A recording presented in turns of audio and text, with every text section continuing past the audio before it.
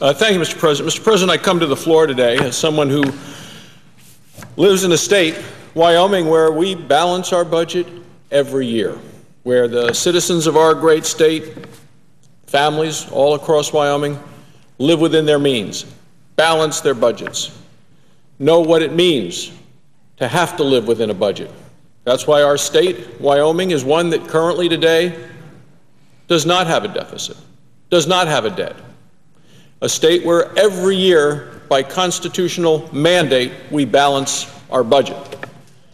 It's time for Washington to take a lesson from Wyoming and balance its budget. This irresponsible spending must stop.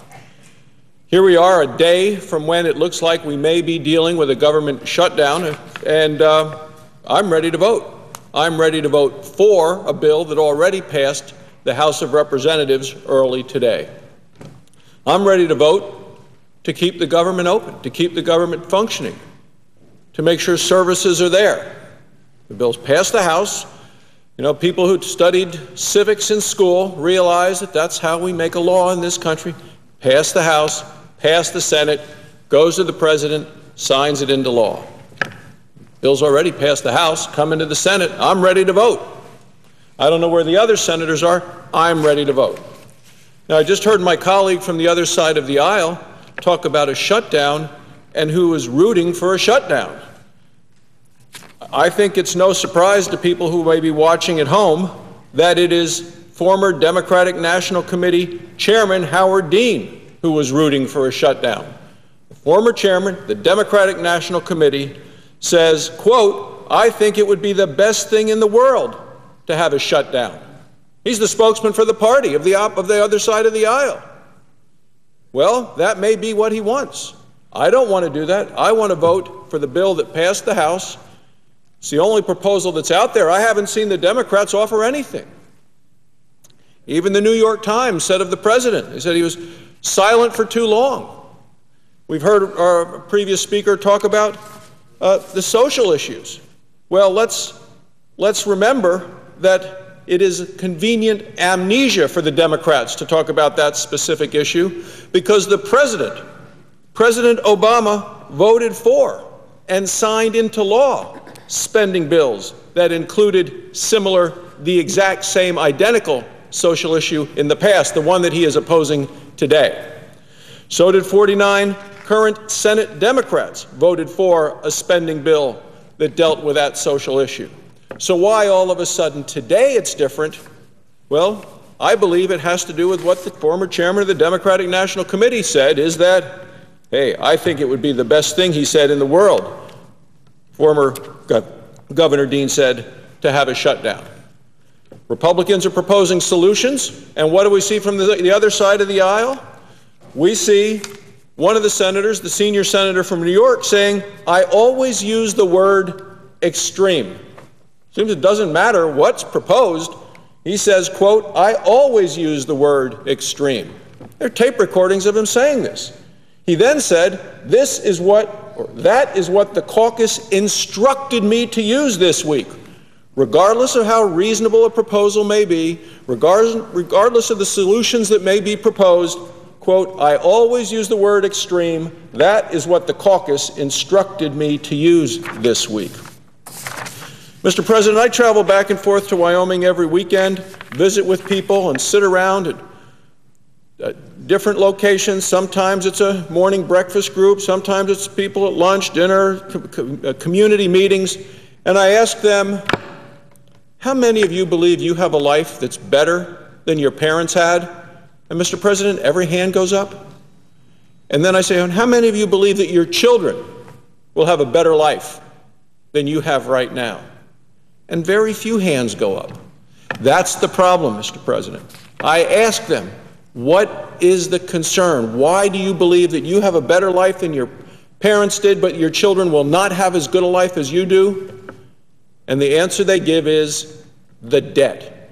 The reckless spending through Washington, reckless, irresponsible, unsustainable, and yet, when we want to go ahead today, do cuts in spending, keep the military going, deal with the issue at hand, keep the government functioning so we can come back and continue to work on the debt and the spending, this body is not ready to vote. I'm ready to vote. I'm ready to vote for the only proposal that's on the table, the one that the Republican and the House of Representatives passed today.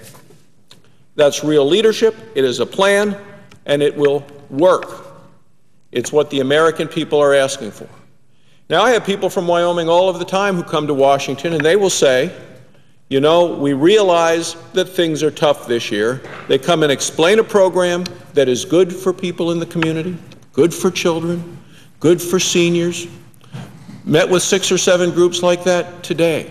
Good for students in school.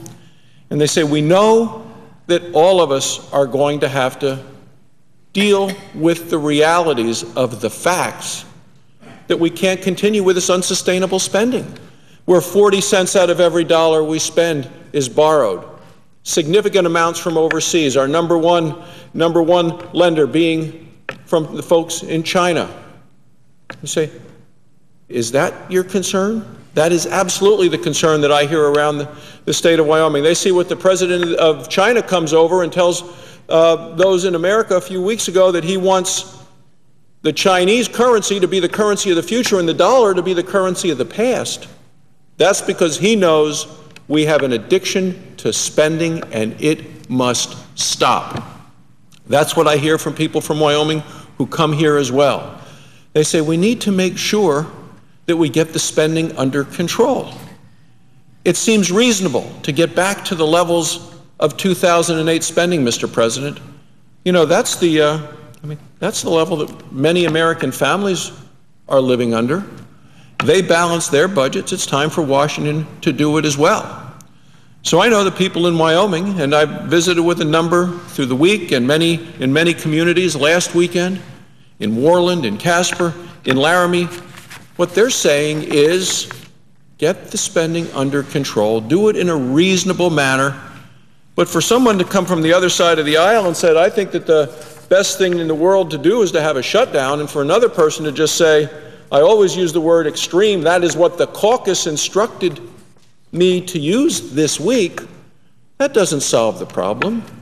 That doesn't let us find a solution, and there is a solution on the table right now, and it is a solution that has been proposed, and this Senate ought to be voting on tonight. For the president to say, I'm going to veto it, shows that the president is truly not engaged in this process.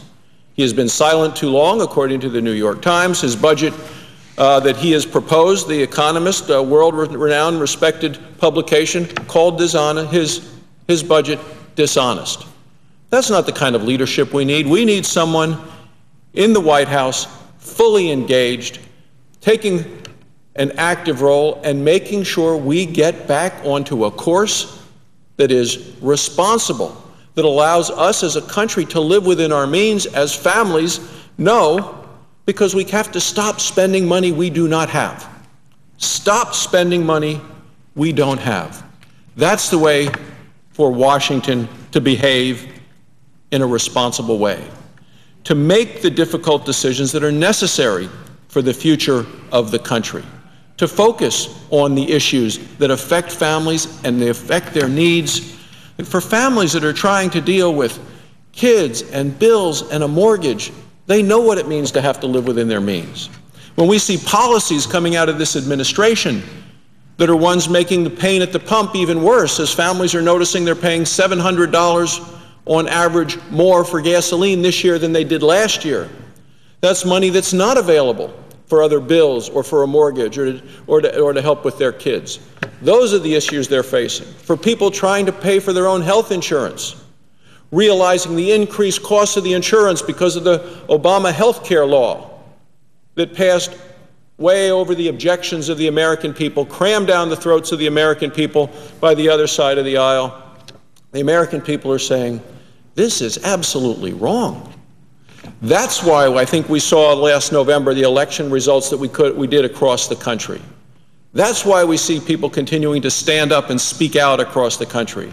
That's why people continue to go to town hall meetings and share their views about the problems that are happening in this country.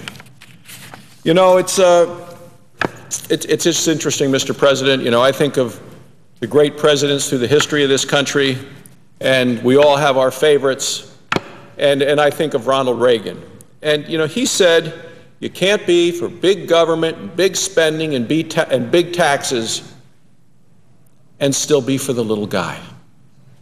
And, Mr. President, we have on the other side of the aisle people who are for big government, big spending, big taxes. They're not for the little guy. Thank you, Mr. President, and I yield the floor.